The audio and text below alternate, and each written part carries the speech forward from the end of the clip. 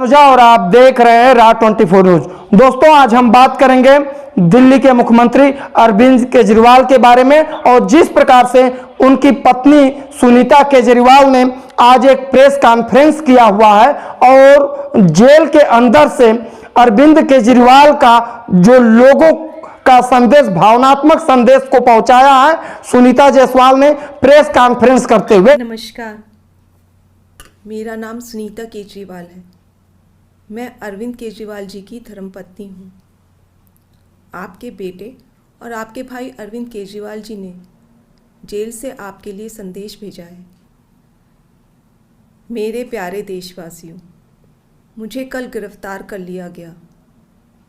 मैं अंदर रहूं या बाहर, हर पल देश की सेवा करता रहूँगा। मेरी ज़िंदगी का एक एक पल देश के लिए समर्पित है। मेरे शरीर का एक एक कतरा देश के लिए है। इस पृथ्वी पर मेरा जीवन ही संघर्ष के लिए हुआ है। आज तक बहुत संघर्ष किए, आगे भी मेरी ज़िंदगी में बड़े बड़े संघर्ष लिखे हैं। इसीलिए ये गिरफ्तारी मुझे अचंभित नहीं करती। आपसे मुझे बहुत प्यार मिला है। पिछले जन्म में ज़रूर मैंने बहुत पुण्य किए होंगे जो मैं भारत जैसे महान देश में पैदा हुआ। हमें मिलकर फिर से भारत को महान बनाना है, दुनिया का सबसे शक्तिशाली और नंबर 1 देश बनाना है। भारत के अंदर और बाहर ढेरों ऐसी शक्तियां हैं जो भारत को कमज़ोर कर रही हैं। हमें सचेत रहकर इन शक्तियों को पहचानना है। उसी पर हम चर्चा करेंगे। लेकिन क्या 2024 का जो चुनाव जो है सर पर है और उसके बारे में अरविंद केजरीवाल के जेल जाने से क्या होगा, इन तमाम विषयों पर हम बात करेंगे। और हमारे साथ हमारे सहयोगी दिल्ली से जुड़ चुके हैं रत्नेश कुमार। नमस्कार रत्नेश। नमस्कार। ये मैं बोल रहा हूँ, अरविंद केजरीवाल जब से जेल गए हैं और आज उनके पक्ष में या विपक्ष में जो भी फैसला हो आ सकता है, लेकिन जिस प्रकार से उनकी पत्नी ने संदेश पहुंचाया है, लोगों से भावनात्मक अपील किया हुआ है कि जिस प्रकार से हम आपके बेटा हैं और जो भी है, आप उस वीडियो को भी देखे होंगे कि किस प्रकार से उस संदेश को सुनीता केजरीवाल ने कहा है। क्या कहेंगे इसके बारे में आप? नहीं, जो पत्र उन्होंने दावा किया, केजरीवाल ने पत्र भेजा है, उनकी पत्नी बोल रही थी प्रेस कॉन्फ्रेंस में। जी जी। इस प्रकार से उन्होंने भावनात्मक अपील की है जी, लोगों से मनोबल बढ़ाने के लिए की है कि लोगों के जो उनके मेंबर्स थे, पार्टी के और भी थे और जो कार्यकर्ता हैं, जो लोग हैं, पब्लिक है, जी, तो उनकी मनोबल गिरे ना, कि उनके साथ लगा रहे। इमोशनल अपील की थी कि लोगों, आप लोग घबराओ नहीं और वो जल्दी बाहर आ जाएंगे। जो न्यायपालिका है उन पे मुझे भरोसा है। जी, वो जो भी आरोप लगा है जी, वो आरोपों से मुक्त होकर बाहर आ जाएंगे। इसीलिए उन्होंने ये पत्र भेजा था कि खास तौर पे अपने कार्यकर्ता और पब्लिक के लिए कि वो लोग डिस्ट्रैक्ट ना हो कि पार्टी के लिए कुछ ज्यादा नुकसान हो, कि कार्यकर्ता भी की मनोबल टूट जाए। अब तो केजरीवाल जी जेल में रहेंगे तो कैसे होगा सब। इसीलिए उन्होंने ये पत्र लेकर भेजा था। ये अपील की थी कि आप लोग एकजुट रहें, आगे पार्टी में सहयोग दें। और पब्लिक से भी उन्होंने अपील की कि आप भरोसा रखें, हम आपके भरोसे को टूटने नहीं देंगे। चाहे मैं जेल में रहूंगा या बाहर रहूंगा, गवर्नमेंट, उन्होंने बोला था कि मैं गवर्नमेंट अपने चलाते रहूंगा। जी रत्नेश, जिस प्रकार से आप ये कह रहे हैं, लेकिन विपक्ष जो है ये कह रही है कि केंद्र सरकार जो है ईडी का और सीबीआई का दुरुपयोग करके जितने विपक्ष के नेता हैं उनको जेल में डाल रही है और चुनाव प्रभावित करना चाहती है। इसके बारे में आप क्या कहना चाहेंगे आप? तो भाई, ईडी सीबीआई अपना जो भी काम करती है वो केंद्र सरकार के थ्रू ही करती है और वो काम करती रहती है। आज की नहीं है, ईडी सीबीआई का उपयोग तो पहले से ही होता रहा है और आज भी होता है। ऐसा नहीं है सभी के ऊपर कार्रवाई होती है। हाँ, पर ये है कि कुछ मामलों में जो विपक्ष है उनका मानना है कि जो विपक्ष पार्टी है उनके खिलाफ जो भी ईडी होती है, सीबीआई होती है ना, जी। इमीडिएटली एक्शन लेती है, जी। ताबड़तोड़ कार्रवाई होती है। पर जो सत्ता पक्ष के लोग हैं जी। उनके ऊपर इतना एक्टिव होके कार्रवाई नहीं करती है। जी जी इसलिए विपक्ष को लगता है कि एक तरफा कार्रवाई हो रही है। जी। अब हम लोगों को ही ज्यादा टारगेट दिया जा रहा है। आगे 2024 का चुनाव भी है जी। उसको देखते हुए कि हम लोगों को कार्रवाई तेज करके और हम लोगों को बदनाम किया जाए, जिससे हम लोगों का जो चुनाव में वोटिंग का शेयरिंग है और वो डाउन हो जाएगा। जी। इसीलिए ये सब आरोप लगाया जा रहा है। अच्छा, ये आपका मतलब ये कहने का है कि जिस प्रकार से विपक्ष जो है कह रही है कि केंद्र सरकार जो है ईडी और सीबीआई का दुरुपयोग करके, तो ये मतलब कहने का मतलब है कि ये लोग अपना घड़ियाली आंसू बहा करके ये सरकार को कहीं ना कहीं बदनाम करने का प्रयास ये लोग कर रहे हैं।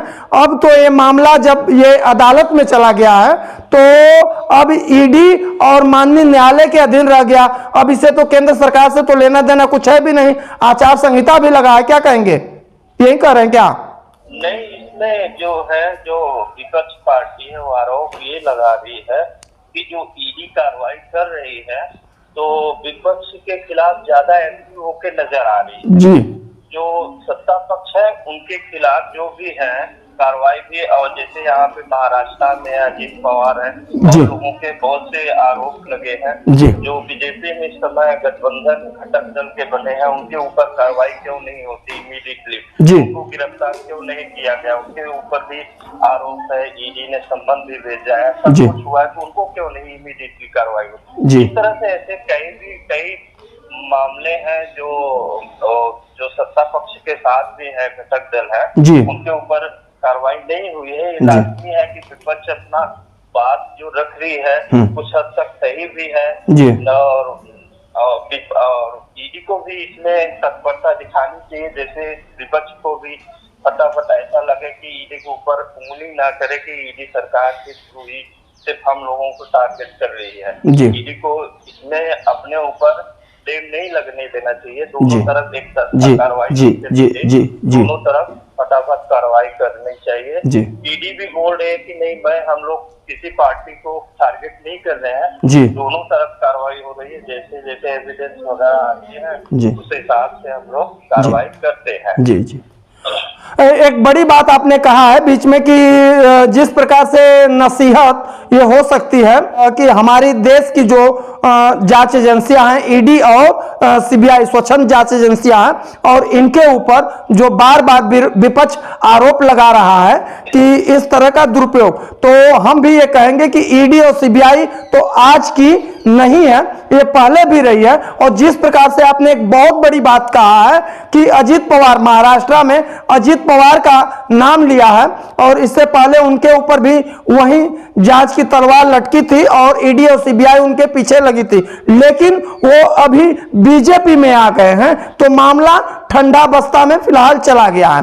तो ऐसा नहीं होना चाहिए कि जो गलत है वो गलत है, जो सही है वो सही है रत्नेश, और इस प्रकार से उनके ऊपर भी वो कार्रवाई होनी चाहिए। लेकिन मैं आपसे ये पूछ रहा हूं कि आखिर में इन लोगों के ऊपर जिस प्रकार से आप देख रहे हैं कि दिल्ली में, पंजाब में और जगह विपक्षी पार्टियों में अखिलेश यादव सपा से हुए, वहीं ममता बनर्जी हुई, सब लोगों के अंदर ये हलचल, ये बौखलाहट जो हो रही है अरविंद केजरीवाल के जाने के बाद, राहुल गांधी के अंदर भी इतनी तेजी से बौखलाहट आई है, आखिर में इसका रीजन क्या है? कहीं अगला कोई टारगेट है क्या? क्या कहेंगे आप? क्या क्यों इन लोगों के अंदर इस तरह की हलचल हो रही है? नहीं, इसमें हलचल की बात नहीं है, विपक्ष है वो अपना बात रखेगी। पर ये पहली बार जांच में हुआ कोई मुख्यमंत्री रहते हुए ईडी गिरफ्तार की है। ऐसा कभी नहीं हुआ। एक सिटिंग मुख्यमंत्री को आप अरेस्ट कर रहे हो, वो भी अभी उनके ऊपर जो भी है 2 पेजेस है, अलग अलग है, वो कोर्ट में गया है, वो सिर्फ तो आरोप लगा है, नहीं हुआ है। और उन्होंने सिर्फ इस पेज पे अरेस्ट किया है कि जो उनके पास एविडेंस था, जो गवाह था वो बोल रहा था कि मुझे जो गोवा में ये शराब घोटाले का पैसा दिया गया था, पर उसने बंदे ने अभी तक कोर्ट में ये नहीं बताया कि केजरीवाल के थ्रू या किसी पार्टी के थ्रू इस आदमी ने मुझे पैसा दिया, जी इतना ही आरोप है जी इसीलिए ईडी ने डिमांड की थी कि मैं इनसे सिर्फ पूछताछ के लिए लिया हूँ, जी जी ताकि अरेस्ट करने के लिए लिया हूँ। जी जी ये कोर्ट का मामला है, कोर्ट देखेगा। जी अभी तो फिलहाल ईडी तो कोर्ट ने 7 दिन के लिए जी, रिमांड जी। पे भेज दिया है। 28 मार्च जी। को क्या होगा जी जी कोर्ट के ऊपर होगा। जी जी और 7 दिन में क्या एविडेंस जी, जी। है, पर ये विपक्ष का भी है जी, कि जी। हो सकता है कि भाई ये पहले से चुनाव से पहले ही चल रहा था, ईडी एक्टिव में थी जी, कि जी। कौन टारगेट होगा।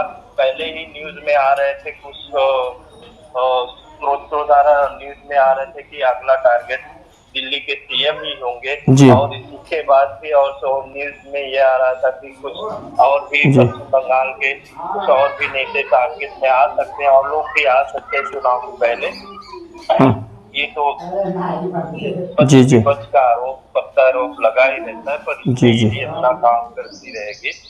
हाँ रत्नेश, जिस प्रकार से सब हो रहा है, लेकिन मैं आपसे एक बात कहूंगा कि क्या 2024 का चुनाव है और अरविंद केजरीवाल अभी जेल चले गए हैं, क्या इसके ऊपर बीजेपी के ऊपर क्या इसका असर कुछ पड़ेगा? क्या आप कहेंगे इसको नुकसान होगा, आम आदमी पार्टी को नुकसान होगा या बीजेपी को नुकसान होगा? तो क्या कहेंगे आप इसके बारे में?